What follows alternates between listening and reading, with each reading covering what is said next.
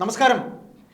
CPM എന്ന party LDFിലെ വലിയേട്ടൻ അവരുടെ പതിവ് പരിപാടികൾ ഇതാ മുന്നണിയിൽ അവർ നടപ്പാക്കി വരുന്നു. മുൻപ് നടപ്പാക്കിയിരുന്നതാണ്. അതായത് നാം പറയുന്നത് Kuttanad seat CPM Thomas K തോമസിൽ നിന്ന് NCPയിൽ നിന്ന് തിരിച്ചു പിടിക്കാൻ പോകുന്നു.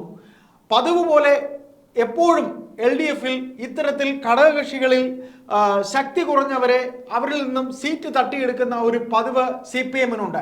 അത്തരത്തിൽ കുട്ടനാട് സീറ്റ് തോമസ് കെ തോമസിൽ നിന്ന് CPM തട്ടിയെടുക്കാൻ പോകുന്നു എന്നൊരു വാർത്തയാണ് ഇപ്പോൾ കഴിഞ്ഞ കുറച്ച് ദിവസങ്ങളായി പുറത്തു വരുന്നത്. അതായത് തോമസ് കെ തോമസ് NCPയിൽ ശശീന്ദ്രനെ മാറ്റി തന്നെ മന്ത്രിയാക്കണം എന്ന് ശരത് പവാറിന്റെ അടുത്ത് വരെ അദ്ദേഹത്തിന്റെ ശരത് പവാറിനെ കൊണ്ടുവരെ ശുപാർശ ചെയ്തിട്ടും അതായത് ചർച്ച മുംബൈയിൽ പ്രകാശ് കാരാട്ട് പാർട്ടിയുടെ ഇപ്പോൾ ജനറൽ സെക്രട്ടറി സ്ഥാനം ജനറൽ സെക്രട്ടറി യെച്ചൂരി മരിച്ച ശേഷം party general secretary CPM general secretary Yechury മരിച്ച ശേഷം പ്രകാശ് കാരാട്ടാണ് ഇപ്പോൾ കോർഡിനേറ്ററായിട്ട് CPMലുള്ളത്. അദ്ദേഹം വരെ പിണറായിക്ക് വേണ്ടി പ്രകാശ് കാരാട്ടും തോമസ് കെ തോമസിന് വേണ്ടി ശരത് പവാറും സംസാരിച്ചിട്ടും തോമസ് കെ തോമസിന് കേരളത്തിൽ ഒരു മന്ത്രിപദം ശശീന്ദ്രനെ മാറ്റി തോമസ് കെ തോമസിനെ പ്രതിഷ്ഠിക്കാൻ ഇതുവരെ പിണറായി തയ്യാറായിട്ടില്ലാത്ത ഈ അവസരത്തിൽ അവർക്ക് അവരുടെ മണ്ഡലം കൂടെ പോകുന്നു എന്നൊരു സംശയമാണ് ഇപ്പോൾ ഉണ്ടാകുന്നത്.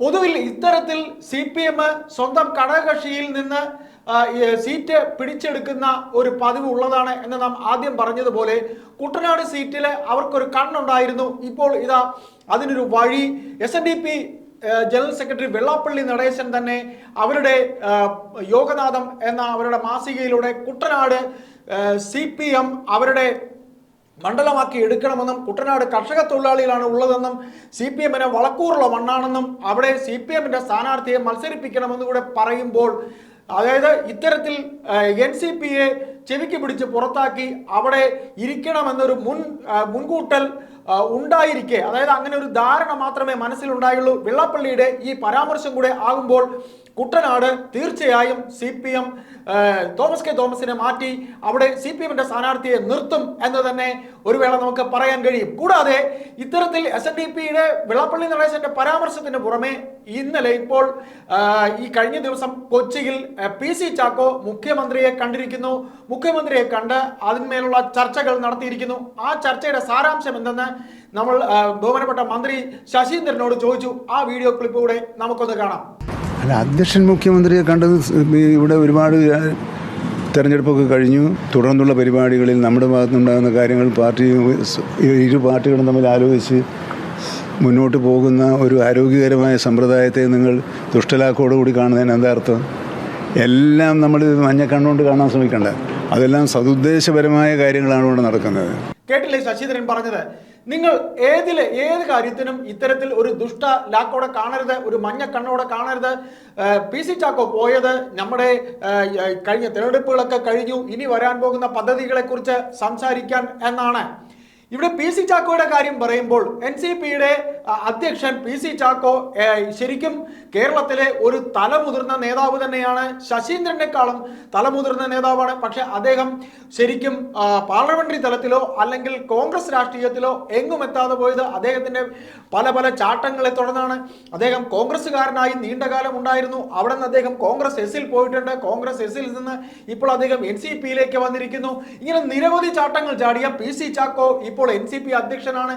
ഈ PC ചാക്കോ പലതവണ തോമസ് കെ തോമസിനെ മന്ത്രിയാക്കണമെന്നും 3 മാസമായി അവരുടെ പാർട്ടിക്കകത്ത് നടക്കുന്ന ശശീന്ദ്രനെ മാറ്റണം എന്ന ചർച്ചയും തോമസ് കെ തോമസിന് മന്ത്രിയാവണമെന്ന ആഗ്രഹവും ഒക്കെ നിൽക്കെ തന്നെ അവർ കഴിഞ്ഞ അവരുടെ എക്സിക്യൂട്ടീവ് കമ്മിറ്റി കൊച്ചിയിൽ ചേർന്നപ്പോൾ ശശീന്ദ്രനോട് രാജിവെക്കണമെന്ന് വരെ പറഞ്ഞതാണ്. ആ ചർച്ച മുംബൈ വരെ പോയതാണ്. ഞാൻ നേരത്തെ പറഞ്ഞ പോലെ പ്രകാശ് കാരാട്ട് വരെ ചർച്ച നടത്തിയതാണ്. എന്നിട്ട് പന്ത് വീണ്ടും പിണറായിയുടെ അടുക്കലേക്ക് തന്നെ വന്നു. പിണറായിക്ക് എന്തുകൊണ്ടും ശശീന്ദ്രനെ മന്ത്രിസ്ഥാനത്ത് നിന്ന് മാറ്റാൻ താല്പര്യമില്ലെന്നും തോമസ് കെ തോമസ് വരെ നേരിട്ട് പിണറായിയെ കണ്ടതാണ്. അപ്പോഴും അദ്ദേഹം മന്ത്രിയാക്കില്ല എന്ന തീരുമാനത്തിൽ തന്നെ ഉറച്ചു നിന്നു. തോമസ് കെ തോമസ് മന്ത്രിയാകാനായി ശ്രമം നടത്തിയെന്നും അതിന് കോഴ വാഗ്ദാനം ചെയ്തു എന്നും ആന്റണി രാജുവിന്റെ വെളിപ്പെടുത്തലും തോമസ് കെ തോമസിന്റെ മന്ത്രിസ്ഥാനത്തിന്റെ മോഹം അസ്തമിക്കുകയാണ് ചെയ്തത്. ഏതായാലും നാം ഇവിടെ പറഞ്ഞു വെക്കുന്നത് NCP എന്ന ഘടകകക്ഷി ഈ പറയുന്ന ശശീന്ദ്രൻ എന്നൊരു മന്ത്രിയോടെ ഈ ഭരണം കഴിയുന്നതോടുകൂടി അവർ അവർ ചിലപ്പോൾ അവർക്ക് കിട്ടിക്കൊണ്ടിരുന്ന പല സീറ്റുകളും തന്നെ നഷ്ടമാകും. ശശീന്ദ്രൻ എലത്തൂരാണ് മത്സരിച്ചിരുന്നത്. ശശീന്ദ്രനെ മുൻനിർത്തി ചിലപ്പോൾ എലത്തൂർ ഒരു സീറ്റ് കൊടുത്തേക്കും. പക്ഷേ കുട്ടനാട് തോമസ് കെ തോമസിനെ ഇനി മത്സരിപ്പിക്കരുത് എന്ന് ഈ പറയുന്ന പോലെ പല ഏരിയ കമ്മിറ്റികളിലും അവരുടെ ചർച്ചകളിൽ വന്നിട്ടുണ്ടായിരുന്നു. കുട്ടനാട് പാർട്ടി തന്നെ മത്സരിക്കണം, തോമസ് കെ തോമസിനെ മാറ്റണം, പാർട്ടി അത് തിരിച്ചു പിടിക്കണം എന്ന് ഈ പറയുന്ന SNDP general secretary Vellappally Natesan പറഞ്ഞതിന് പുറമെ പാർട്ടിയിലെ തന്നെ പല ഏരിയ കമ്മിറ്റികളിലും ഈ സമ്മേളന കാലത്ത് ചർച്ചയായിട്ടുണ്ട്. ആയതുകൊണ്ട് തന്നെ കയ്യിലിരുന്നതും കടിച്ചു പിടിച്ചതും ഒക്കെ നഷ്ടപ്പെടുന്ന ഒരു അവസ്ഥയിലേക്ക് NCP പോവുകയാണ്. ശശീന്ദ്രൻ ഇതുവരെ രാജിവെക്കില്ല എന്ന കാര്യത്തിൽ നിൽക്കുന്നു. അദ്ദേഹത്തിന് ഉറച്ച പിന്തുണ മുഖ്യമന്ത്രിയുടെ ഭാഗത്ത് നിന്നുണ്ട്. അപ്പോൾ ഇന്ന് പി സി ചാക്കോ മുഖ്യമന്ത്രിയെ കണ്ട ശേഷം അതിൽ സംഭവിച്ചത് എന്താണ് എന്ന് ശശീന്ദ്രൻ പറഞ്ഞത് നാം ഇപ്പോൾ കേട്ടു. ഏതായാലും പി സി ചാക്കോ കോൺഗ്രസിലേക്ക് തിരികെ പോകും എന്നൊരു റൂമറൂടെ കേൾക്കുന്നുണ്ട്.